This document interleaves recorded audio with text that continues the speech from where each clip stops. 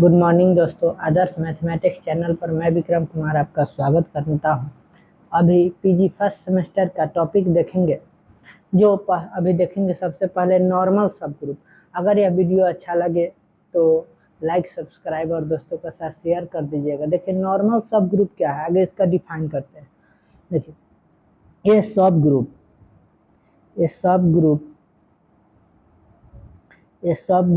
H of a group G is said to be a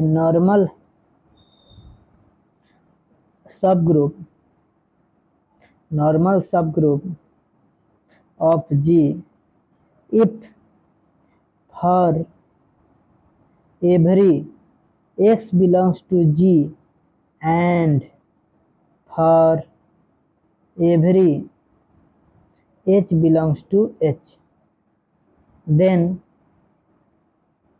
x inverse belongs to H।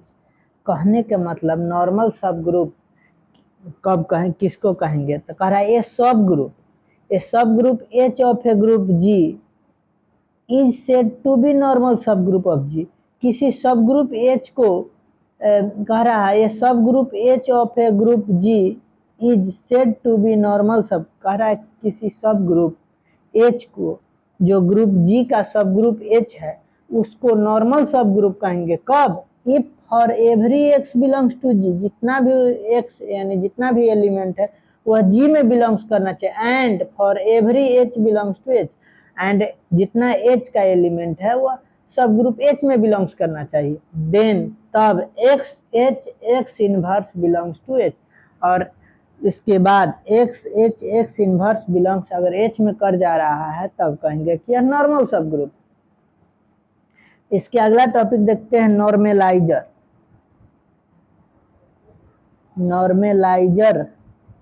Of an element.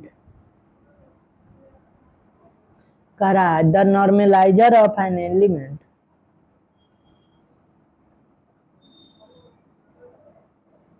the normalizer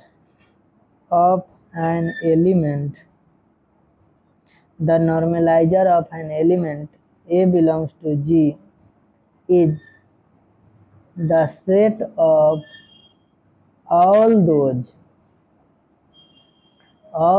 elements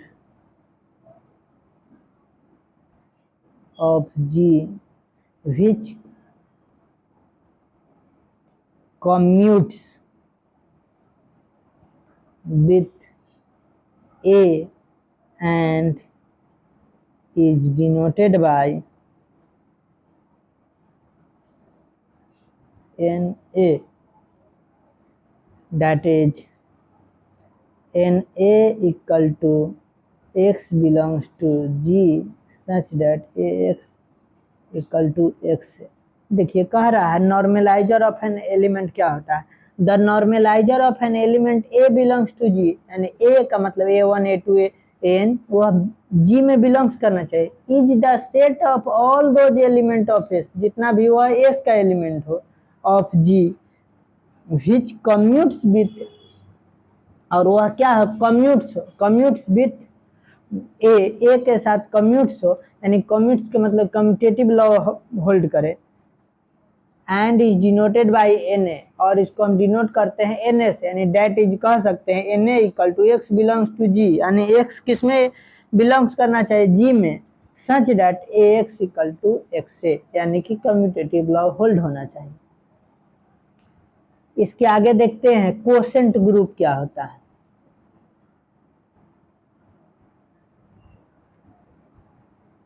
देखिए quotient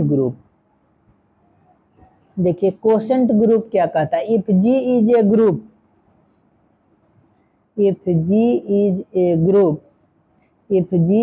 group and H is a normal subgroup of G, then the set G by H of all cosets of H in G dash is a group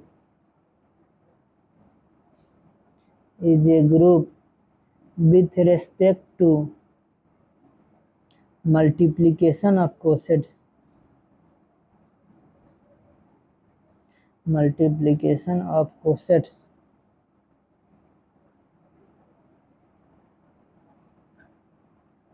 is called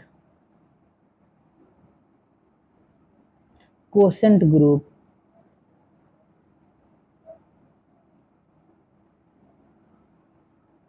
or factor group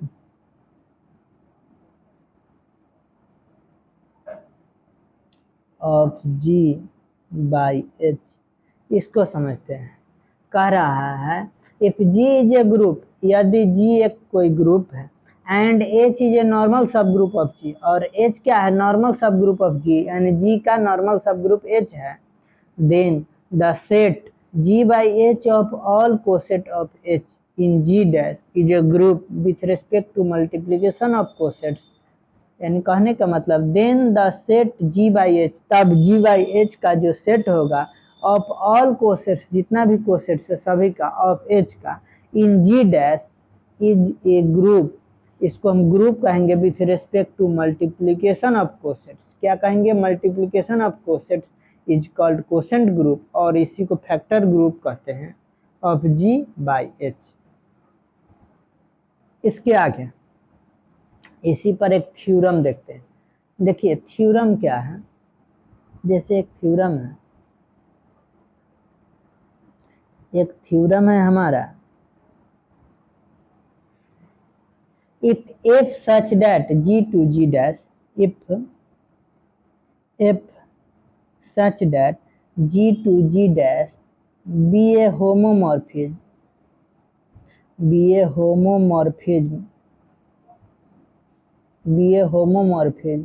of groups and E dash be the identities in G and G dash respectively, then prove that first में है if E equal to E dash and second में f A inverse equal to F a के whole inverse where a belongs to G. देखिए prove करते हैं। First वाले के आगे देखिए क्या दिया है, वी हैव एफ ए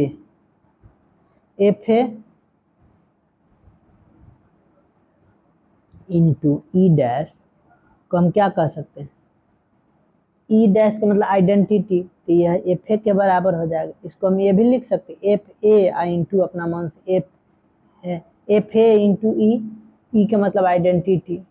इसका मतलब हम यहाँ से कह सकते हैं, ये भी कह सकते हैं एफ ए इंटू एफ ई,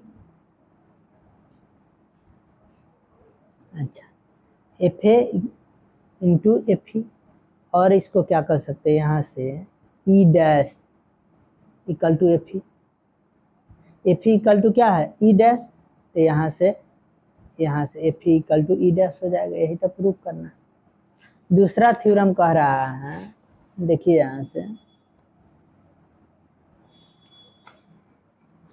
देखिए दूसरा थ्योरम कह रहा है, देखिए दूसरा थ्योरम कह रहा है if a belongs to G then a inverse equal to a inverse a equal to e होगा। यही प्रूफ करना है। तो यहाँ से देखिए क्या हम कर सकते, 10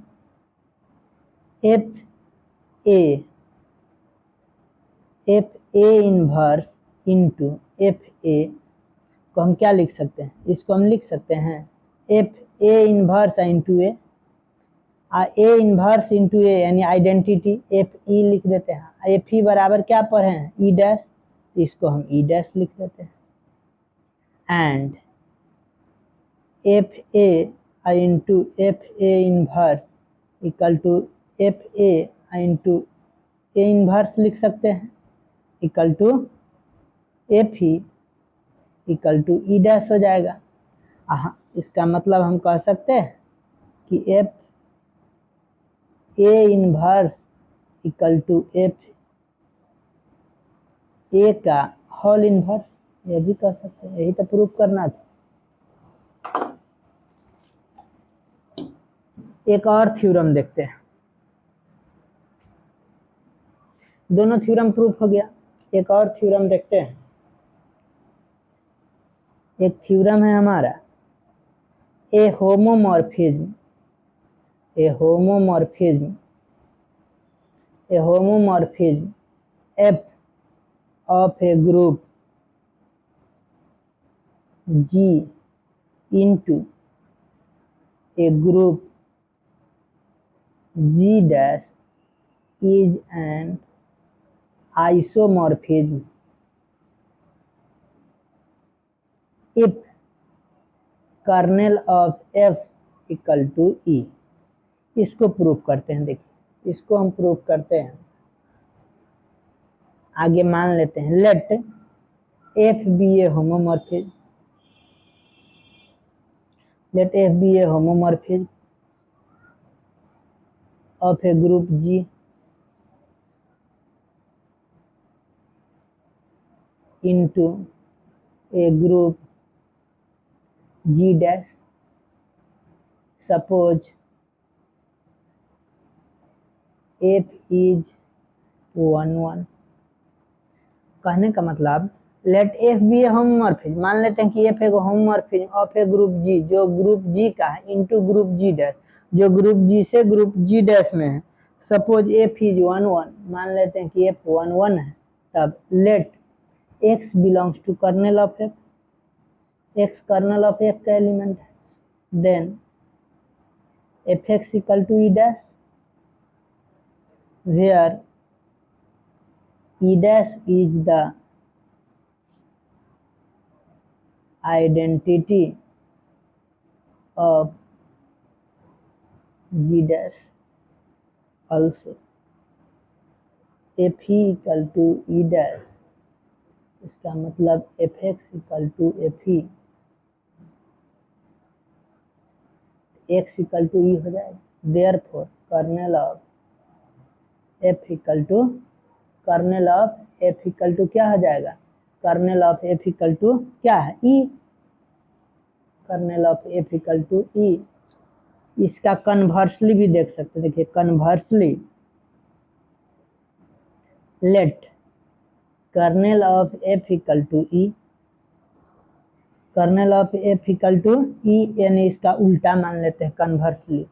इसको देखते हैं let X Y belongs to G, X Y किस में है, जी में बिलोंग्स कर रहा है।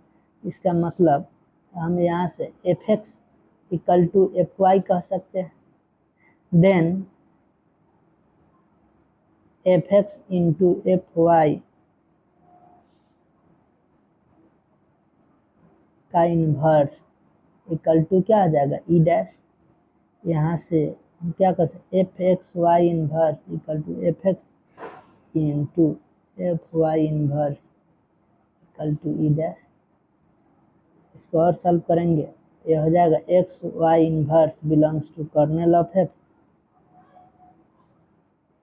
Equal to e. इसका मतलब क्या कर सकते हैं, x y inverse equal to e, hence f is 1 1।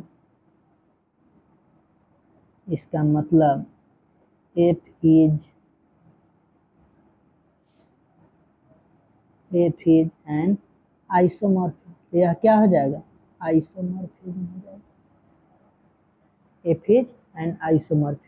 इसका दूसरा थ्योरम भी हो गया। थ्योरम क्या था, ये homomorphism f of a group G into group G dash is an isomorphism. यह क्या होगा, an isomorphism if kernel of f equal to e, kernel of f equal to e भी हो गया, एंड इसका कन्वर्सली क्या था कि एफ क्या कह रहा है, a homomorphism f of a group G into group G dash, जब जी से जी डैश में रहेगा इज एन आइसोमॉर्फिज्म, तो आइसोमॉर्फिज्म होगा, तो ये भी हो गया, दोनों हो गया प्रूफ। आज के लेक्चर में यहीं एंड करते हैं, नेक्स्ट वीडियो नेक्स्ट टॉपिक पर देखेंगे साइलोफर्स्ट थ्योरम पर। तो आज यहीं एंड करते हैं, जय हिंद।